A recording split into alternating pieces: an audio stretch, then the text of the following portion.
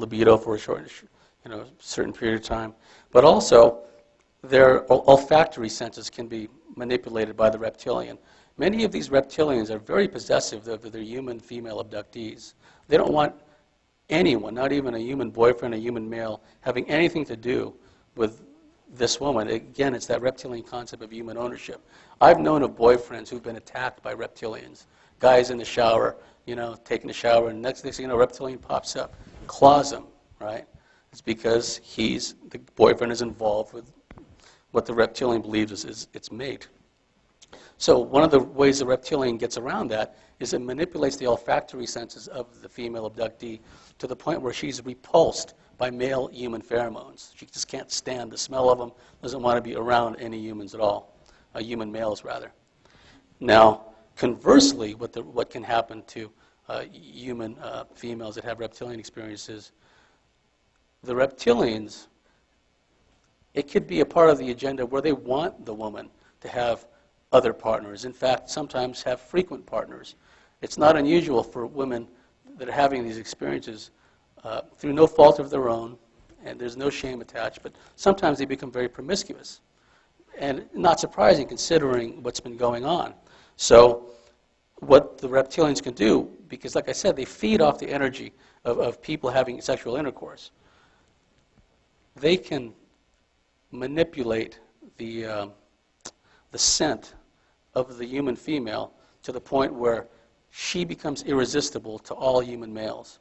She can go to the store, the supermarket checkout, and the cashier, the bagger boy, they're all just sniffing her, and they're just all become enamored with her instantly. This could last for days and weeks, where everywhere she goes, everyone just falls in love with her. This bespeaks an extraordinary understanding and control of the humans by the reptilians and other aliens. It means that they have a thorough understanding of our physiology, of our neurology. Barbara Bartley and I always laugh at all these efforts, at all these UFO groups.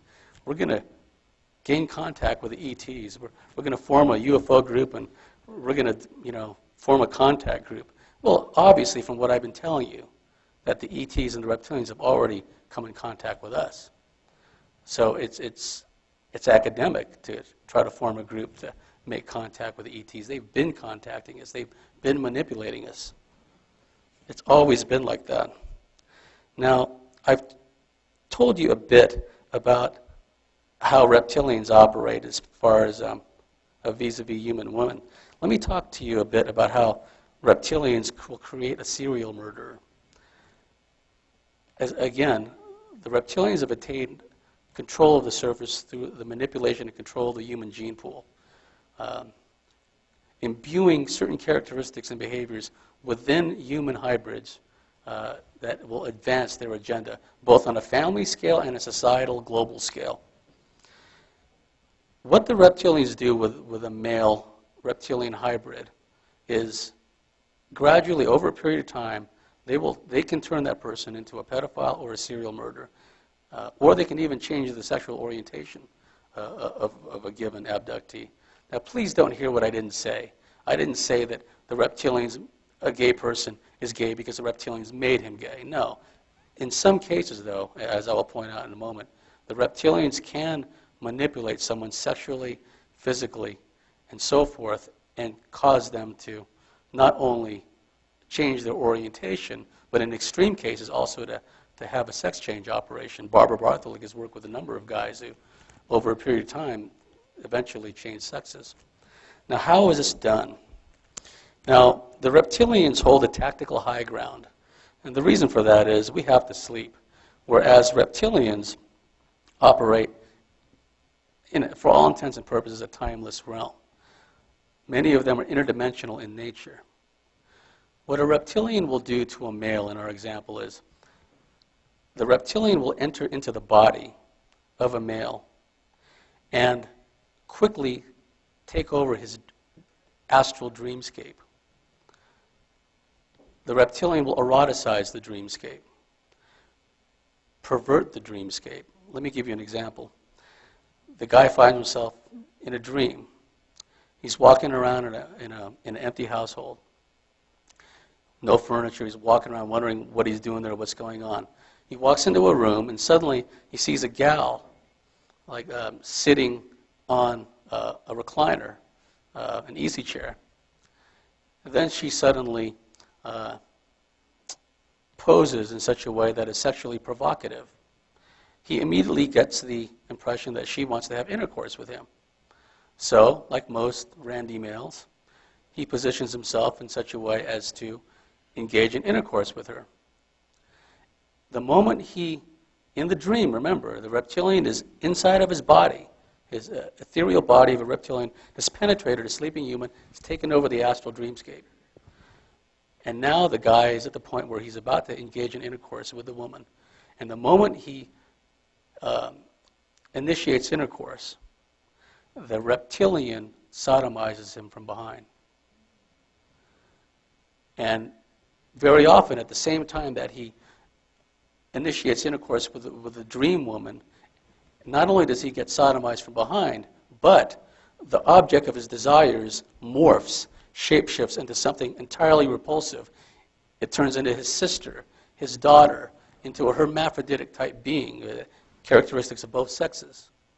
He wakes up, oh my God, right? He's feeling this icky tingly sensation all over his body, from his toes all the way to the top of his head. What's happening is that's the entity. He's feeling the entity. And then he may see like a dark shadow, a dark cloud above him. And then the entity will gradually start to leave his body. And that will manifest in the form of this icky tingly feeling in his arms, back of his neck, what have you. He thinks nothing of it. It's just some weird dream.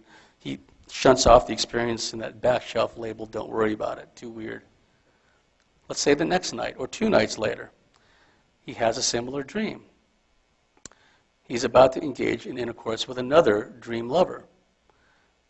And the moment he begins to initiate intercourse, once again, he's sodomized from behind. And once again, the entity the person he's about to have sex with, shapeshift into something that he's totally repulsed by. Now, you can imagine if this process continues for days and weeks, sometimes months, is it any surprise that the guy develops a sexual dysfunction? Is it any surprise that the guy develops erectile dysfunction? Because in his mind, he's made a cognitive association between heterosexual sex on the one hand and extreme rectal pain on the other, and like all these fears of horror and shame in between. Now, there are variations of this.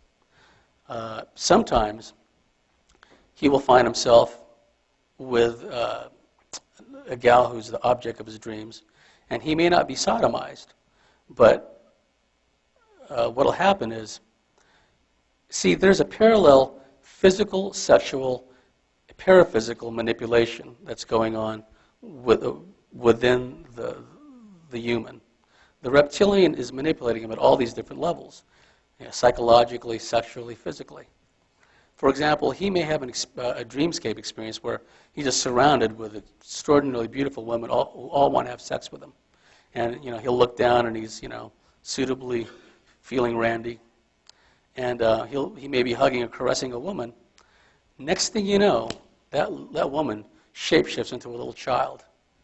And then the voice in his head, which is the reptilian, is telling him, go ahead. Now, he's already excited. He's already fully aroused from what happened moments before. But now, instead of a beautiful woman in his arms, it's a small child. It could be his own daughter. And the message in his mind is, go ahead. Nobody's going to know. Go ahead and do it. You want to do it, don't you? Okay, now, let's expand upon that further. As I said earlier, Ted Bundy was one of many people. Did this thing turn off or what? That's a 95, by the way, see? Oh, well.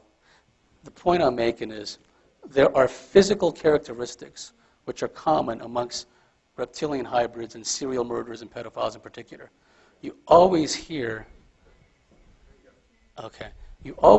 these, modern technology. You always hear these FBI profilers and these psychologists saying that, serial murder, there's no way